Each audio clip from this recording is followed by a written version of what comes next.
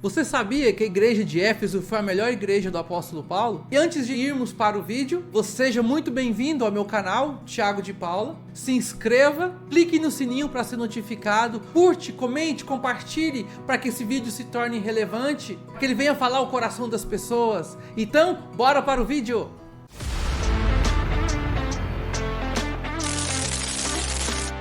Então, por que essa igreja de Éfeso foi a melhor igreja de Paulo? Qual foi as circunstâncias que se deram isso? Por que que ela cresceu tanto, né? Uma igreja que foi fundada numa das maiores cidades da Ásia. Paulo, em sua segunda viagem missionária, juntamente com Áquila e Priscila, eles começam essa obra. O apóstolo Paulo diz que ele ficou ali por 3 anos ensinando e discipulando aquela igreja. Mas era um local de muita idolatria. Ali tinha um templo da deusa Diana, um dos maiores templos da época, e havia um culto a essa deusa. O que levou Paulo a fazer dessa igreja a sua melhor igreja? Qual foi a pregação de Paulo para esse povo? Tanto que depois nós vemos que Paulo coloca Timóteo para tomar conta. No futuro, quem toma conta dela é o próprio apóstolo João. Então é uma cidade, é uma igreja que foi tremendamente abençoada pelos seus líderes que ali passaram. Mas, infelizmente, em Apocalipse diz que Jesus ainda teve algo que teve que chamar a atenção dessa igreja.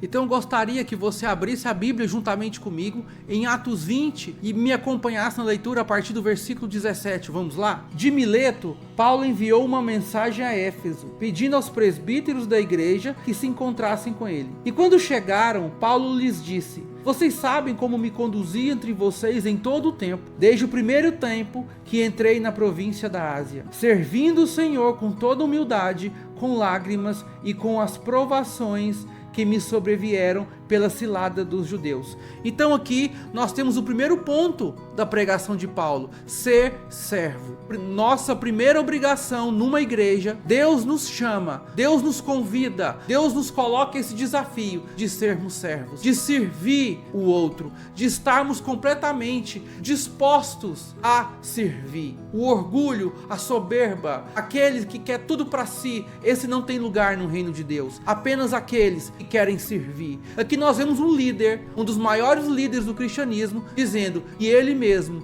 foi servo, humildade e com lágrimas. Ser servo não é algo simples, não é algo fácil. O próprio Paulo disse que por causa disso ele sofreu muita perseguição. Então, quando você se dispõe, quando você se coloca a servir o seu próximo, a servir a sua igreja, a servir o seu pastor, a servir os seus líderes, você vai receber como prêmio uma perseguição por causa disso. O inimigo, seja ele qual for, ele não fica feliz. Aqueles que se colocam no caminho para serem servos. A própria palavra servo significa adorador. Quando eu sirvo a Deus, quando eu sirvo o meu próximo, eu estou adorando o Senhor. Nós temos que entender esse princípio, e Paulo está aqui ensinando a sua igreja a ser servo. Agora, no versículo 20 e 21 diz assim: vocês sabem que jamais deixei de anunciar o que fosse proveitoso e de ensinar isso a vocês publicamente e também de casa em casa, testemunhando tanto a judeus como a gregos o arrependimento para com Deus e a fé em nosso Senhor Jesus Cristo. Então aqui o segundo compromisso que Paulo nos chama, nos convida,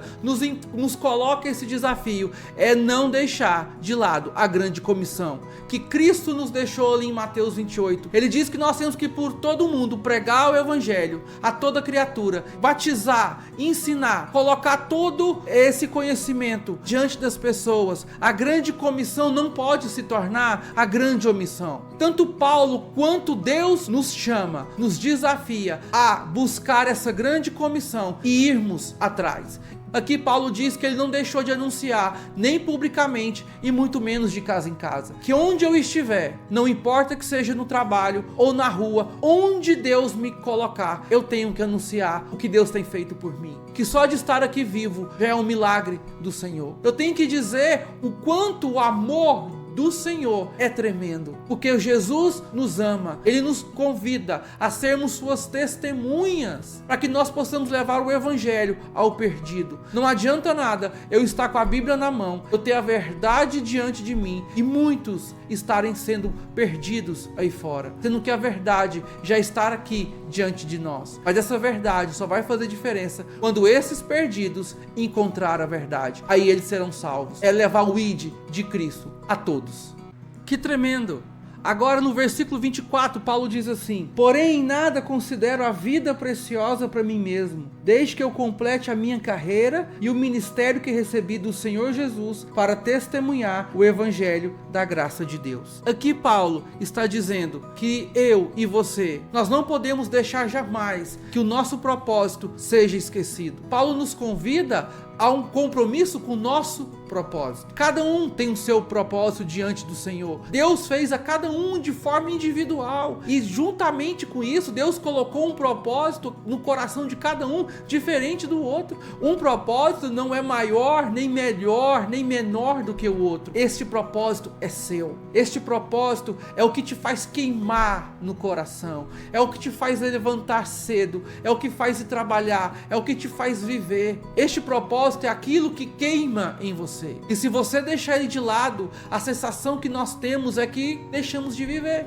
Paulo que está dizendo o quê? Desde que ele complete a carreira qual lhe foi colocada pelo Senhor, é isso que importa. Porque no final, o que nós vamos apresentar diante do Senhor é o que nós fizemos em vida, é o que nós fizemos aqui no hoje, com aquilo que Deus colocou para cada um. Vá gerar vida nas pessoas através da sua própria vida. Isso é muito bonito. Lá em Gênesis diz que quando Jacó ele entende que José morreu, ele morre por dentro. Nós entendemos que Jacó para de viver. E 20 anos depois, quando José retorna, Jacó se levanta e fala: chega, basta, o meu filho está vivo. Que o espírito de Jacó reviveu. Isso tudo aconteceu porque José não desistiu do propósito dele. Então, quando eu vivo o meu propósito, eu gero vida nas outras pessoas. Eu gero vida e que essas pessoas, através disso, possam também viver o seu próprio propósito. Agora, no versículo 28 do capítulo 20, diz assim: cuidem de vocês mesmos. Aqui Paulo está dizendo para aquela igreja não olhar para quem está à sua volta,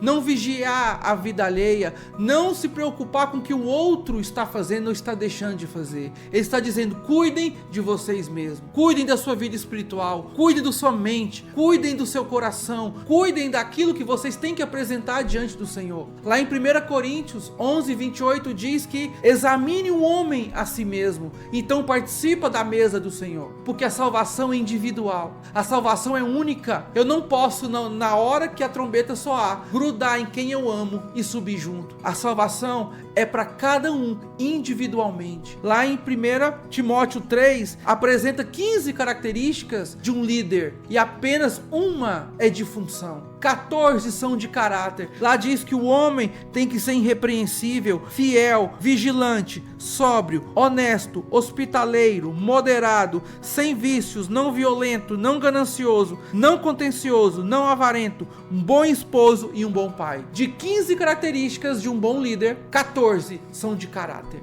Então isso me fala que a Bíblia, que o próprio Deus está ligado muito mais em quem eu sou do que aquilo que eu tenho. Cuidem de você mesmo, cuide da sua vida, cuide do seu emocional. Entra no teu quarto, fecha a porta e vai e apresenta ao Senhor a tua súplica, apresenta ao Senhor aquilo que está te incomodando, apresenta ao Senhor aquilo que está trazendo uma aflição à tua alma, porque se o seu corpo estiver mal, se sua saúde estiver abalada, como que você vai viver o propósito de Deus para você? Então cuide da sua vida, vá ler um livro, vá estudar, vá investir em você, vá cuidar da sua pessoa, porque a salvação é individual. Amém? Paulo continua dizendo no versículo 28 assim: cuidem de vocês mesmos e de todo o rebanho no qual o Espírito Santo os colocou como líderes, para pastorear a igreja de Deus, a qual ele comprou com seu próprio sangue. Aqui já é um compromisso que Deus nos chama com a própria igreja, com o próprio povo. Quando eu faço parte de uma igreja, quando eu estou inserido num ambiente de igreja, eu tenho que ter essa responsabilidade de que as pessoas ali estão me vendo. E eu, como um membro, como alguém que tem esse compromisso, essa responsabilidade, eu tenho que ser exemplo ali dentro. Não importa, meu irmão, qual área da igreja você está atuando, seja abrindo a porta, seja cumprimentando as pessoas quando chegam, seja sorrindo para elas, entregando um envelope de um dízimo, de uma oferta, limpando o banheiro que seja. Cada um tem o seu propósito dentro da igreja, porque a igreja é um corpo, e um corpo ele possui vários membros, e esses vários membros, cada um tem o seu próprio propósito, tem sua própria função. Você já imaginou se quando eu chegasse diante de um pé de manga, olhasse uma manga madura, uma manga que os meus olhos estariam ali falando, uau, deve estar uma delícia. Eu ia sentir o cheiro daquela manga, eu ia sentir o gosto dela, e na hora de pegar aquela manga, o meu braço ou a minha mão dissesse, eu não vou pegar. Você quer, o seu nariz já sentiu o cheiro, a sua boca já sentiu o gosto, mas a sua mão diz, eu não me importo com isso, eu não vou pegar essa manga. E você fica simplesmente sem apreciar aquele fruto, porque uma parte do seu corpo não quis exercer a sua função. Isso é muito triste no contexto de uma igreja, porque cada um que entra na igreja precisa conhecer o evangelho, precisa sentir o amor do Senhor, precisa ser abraçado, e Deus está te chamando para isso. A Bíblia nos chama o tempo todo a nos doar, a nos entregar em favor do próximo. Eu não posso estar dentro de uma igreja dizendo que eu amo ao Senhor e desprezando quem quer que seja, esteja ao meu lado. Paulo antes diz que cada um deve cuidar da sua própria vida, mas ao mesmo tempo eu tenho que cuidar da vida do meu próximo, não no seguinte de vigiá-lo, mas de apoiá-lo, de colocar ele diante do seu propósito, de incentivá-lo naquilo que Deus tem para a vida dele. Mas em cima de tudo isso que Paulo ensinou a essa igreja de Éfeso, teve algo que essa igreja foi chamada a atenção. O próprio Cristo chamou e disse, tem algo que eu sou contra você. Incrível isso, né? Uma igreja que recebeu tanto, uma igreja que teve uma pregação excelente como essa de Paulo, foi repreendida pelo Senhor. Vamos ver lá em Apocalipse 2, a partir do versículo 2, que diz assim, conheço as tuas obras, tanto o seu esforço como a sua perseverança. Sei que você não pode suportar os maus e que põe à prova os que se declaram apóstolos e não são, e descobriu que são mentirosos. Você tem perseverança e suportou provas por causa do meu nome sem esmorecer. Mas, porém, contra você eu tenho o seguinte, você abandonou o seu primeiro amor. Lembre-se, pois, de onde você caiu. Arrependa-se e volte à prática das primeiras obras. Se você não se arrepender, virei até você e tirarei o seu candelabro do lugar dele. Jesus aqui diz o que? Eu conheço o seu esforço, eu sei que você se esforça naquilo que você tem que fazer, que você reconhece os falsos profetas, que você reconhece que aqueles que são mentirosos, que você vive essa vida de igreja de forma correta, mas tem algo que você precisa mudar, tem algo na sua vida que você tem que melhorar. Você abandonou a prática do primeiro amor, tudo aquilo que me impulsionou a fazer numa igreja, a viver para o Senhor, iniciou através do meu amor por ele. Tudo isso se baseia no quanto eu amo a Cristo. Jesus olhou para Pedro e disse, Pedro, tu me amas? E Pedro falou, Senhor, tu sabes que eu te amo. E Jesus disse, o que? Então vai apacentar as minhas ovelhas, vai viver o teu propósito, porque vivendo o teu propósito, você está dizendo automaticamente que me ama, porque eu te dei este propósito. E aqui na igreja de Éfeso, tudo aquilo que eles faziam já tinha se tornado de forma robótica. Eles praticavam tudo aquilo, mas não por amar, mas sim porque eles foram condicionados a viver daquela forma. Eles viviam a vida de igreja não por amor àquela vida em igreja, mas simplesmente porque eles tinham sido ensinados a viver daquela forma. Deus te convida a te lembrar o que te fez sair da tua casa e ir para a sua igreja e dizer para o seu pastor, pode contar comigo nesta área. Eu te garanto que o que te levou a fazer isso foi o teu amor por Deus e pela tua igreja. E hoje talvez você está fazendo algo para Deus de forma robótica. Você faz porque senão o pastor vai ficar chateado, porque senão Deus vai ficar triste com você. E Deus está dizendo para que você volte ao seu primeiro amor. E eu te convido agora a voltar às práticas do primeiro amor, o que te levou a viver esse propósito. Então, meu irmão, minha irmã, muito obrigado por assistir esse vídeo. Espero que tenha abençoado a tua vida, que tenha falado ao teu coração. Não deixe de comentar. Qualquer dúvida, qualquer algo que você queira acrescentar, coloque aqui nos comentários. Curte esse vídeo, comente, compartilha com quem você crê que vai ser relevante na vida dele. Então nos vemos no próximo vídeo.